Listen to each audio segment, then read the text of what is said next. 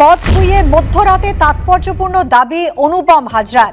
পদ থেকে সরাবার ঠিক 3 ঘন্টার মধ্যেই তিনি বার্তা দিলেন, কিছু শর্ত মেনে চললে আবার সব আগের মতো।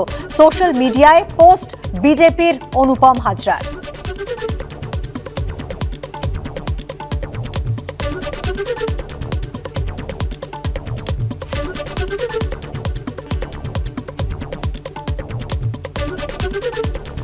কেন্দ্রীয় নেতৃত্বে যা ঠিক মনে হয়েছে করেছে, এমনই প্রতিক্রিয়া দিলেন বিজেপি সাংসদ দিলীপ ঘোষ।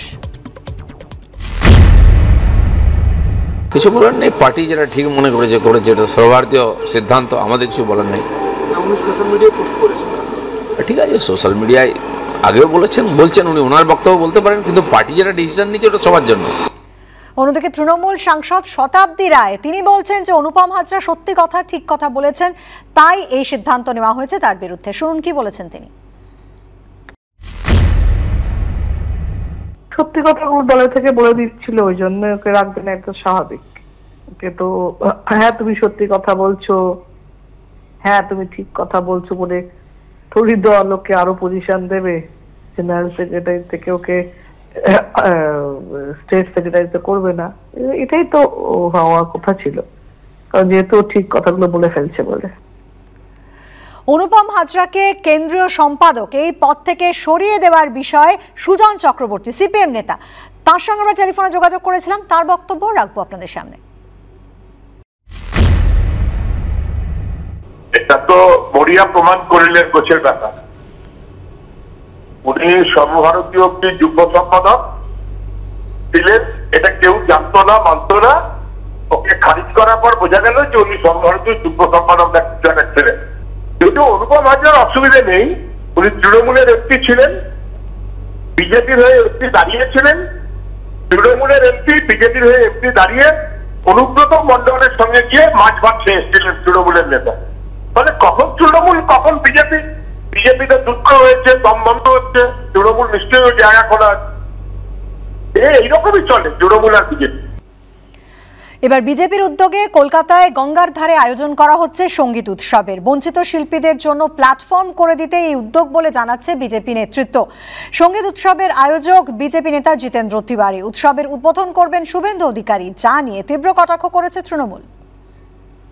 যে কোনো বঞ্চনার প্রতিবাদ কিন্তু বাংলায় হবে। কেন্দ্রীয় প্রকল্পে বঞ্চনার অভিযোগ নিয়ে তৃণমূল যখন রোজ সুর চড়াচ্ছে, তখন এরাজ্যে সঙ্গীত শিল্পীদের বঞ্চনার অভিযোগ নিয়ে পাল্টা সরব হওয়ার কৌশল নিল বঙ্গ বিজেপি। শুধু তাই নয়, বঞ্চিত শিল্পীদের জন্য আলাদা প্ল্যাটফর্মও তৈরি করে দিচ্ছে গেরুয়া শিবির। রাজ্য সরকারের সঙ্গীত মেলার পাল্টা বঙ্গ সঙ্গীত উৎসবের আয়োজন করতে চলেছে তারা। 20 জানুয়ারি প্রিন্সেপ ঘাটে হবে বিজেপি সঙ্গীত উৎসব। উদ্বোধন করবেন বিরোধী দলনেতা শুভেন্দু অধিকারী। পশ্চিমবঙ্গ সরকারের যে সংস্কৃতি দপ্তর, তারা যে সঙ্গীত মেলা করছে, সেখানেও যারা তৃণমূল কংগ্রেসের ঘনিষ্ঠ নেতা মন্ত্রীদের ঘনিষ্ঠ, তারাই সুযোগ পাচ্ছেন। পাহাড় থেকে সমতল অব্দি অনেক গুণী এমন শিল্পী আছেন যাদেরকে সেখানে সুযোগ দেওয়া হচ্ছে না। প্রতি বছরই রাজ্য সরকারের তরফে আয়োজন করা হয় সঙ্গীত মেলা। রবীন্দ্র সদন, শিশির মঞ্চ, মহাজাতি সদন সহ একাধিক জায়গায় আয়োজন করা হয় অনুষ্ঠানে। এবছরও 26 ডিসেম্বর থেকে শুরু হয়েছে সঙ্গীত মেলা, চলবে 1 জানুয়ারি পর্যন্ত। আর রাজ্যের সঙ্গীত মেলা শেষ হওয়ার সপ্তাহ 3 পর আলাদা করে সঙ্গীত উৎসব করবে বিজেপি। ইতিমধ্যে আমন্ত্রণ জানানো হয়েছে বেশ কিছু সঙ্গীত শিল্পীকে, যাদের মধ্যে রয়েছেন পূর্ণদাস বাউল।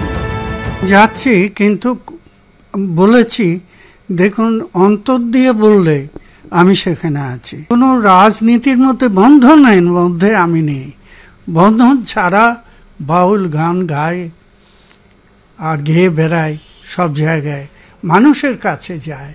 তো মানুষকে পেলে আমি সেখানে যাই।